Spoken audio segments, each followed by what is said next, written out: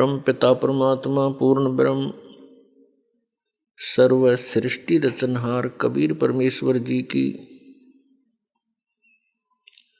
असीम कृपा से आप सभी पुण्यात्माएं सत्संग श्रवण कर रहे हैं।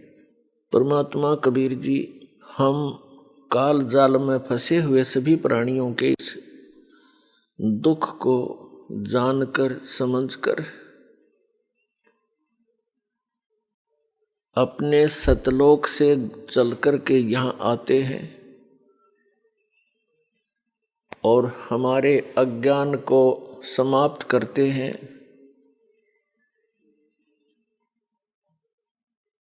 हमें ये बताने की चेष्टा करते हैं कि तुम सभी प्राणी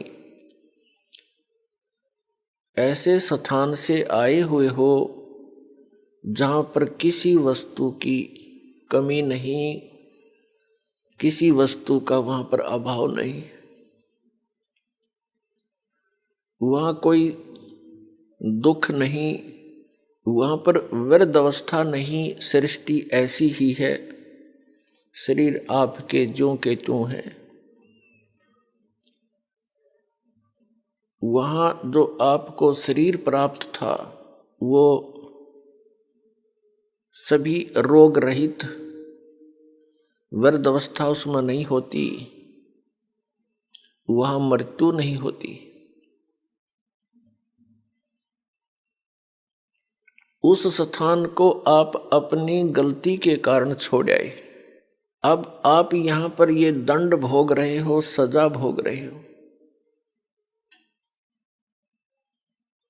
और यहाँ पर आप जी ने इन दुखों को ही सुख मान लिया। यदि किसी को अधिक दुख है और उससे कुछ कम दुख को हमने सुख समझ लिया, और यहाँ पर सुख नाम की वस्तु नहीं है, आपने सुख देखा ही नहीं है, इसलिए इन्हीं अटकलबाजियों में आप सुख मान रहे हो। कैसे? जो निर्धन है वो सोचता है धनवान सुखी,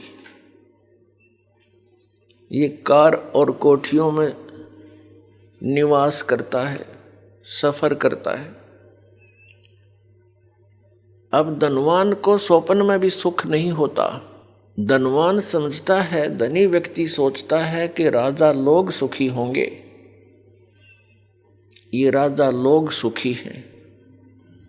राजा सुखी हो ही नहीं सकता।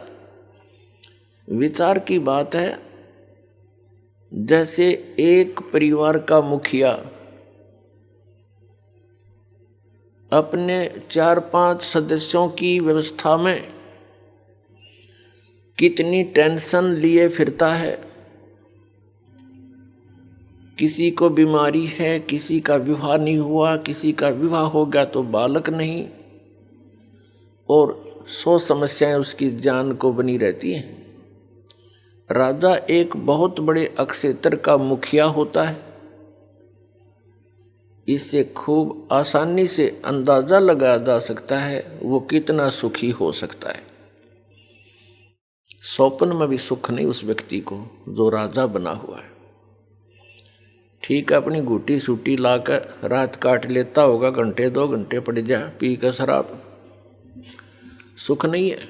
हाँ, उस व्यक्ति को जो परमात्मा से जुड़ा हुआ है, कबीर परमेश्वर की भक्ति करता है, वो चाहे निर्धन है, चाहे धनवान है, चाहे राजा भी क्यों ना बना हो, वो भगवान से डरने वाला, परमात्मा उसका साथी होता है।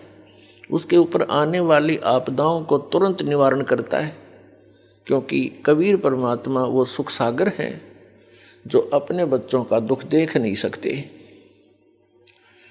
और जब तक हम इस परमेश्वर की शरण में नहीं आते हैं तो हम अन्य उपासनाएं जो करते हैं वो हमें अपने प्रारब्ध में आने वाली आपदाओं से नहीं बचा सकते। उन साधनाओं से आपको अन्य लाभ तो हो सकते हैं, लेकिन आपके कर्म के दंड में वो परिवर्तन नहीं कर सकते। एक कबीर परमात्मा परम अक्षर ब्रह्म को छोड़कर अन्य जितने भी प्रभु हैं, स्वामी हैं, वो आपको जैसा कर्म किया है वो ही प्रदान कर सकते हैं, उसमें परिवर्तन नहीं कर सकते।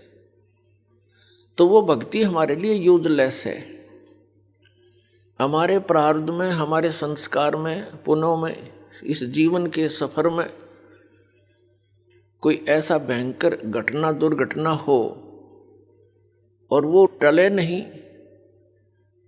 वो दुर्घटना जब घट जाएगी और कोई ऐसी घटना हो जो इस आदमी का मनोबल तोड़ देती है, फिर वो भक्ति भी नहीं करता, छोड़ देता भक्ति को। और परमात्मा कबीर जी आप पर आने वाले आपके प्रारब्ध के संस्कारों को बदल देता है। जब हमारे ऊपर कोई आपदा आ जाती है और हमें पता है कि इसका कोई निवारण इस पृथ्वी पर नहीं है, और फिर वो ठीक हो जाता है, उसका समाधान हो जाता है इस भक्ति से, तो हमारी आस्था भगवान में दृढ़ होती है और तभी हम भक्ति कर सकते हैं।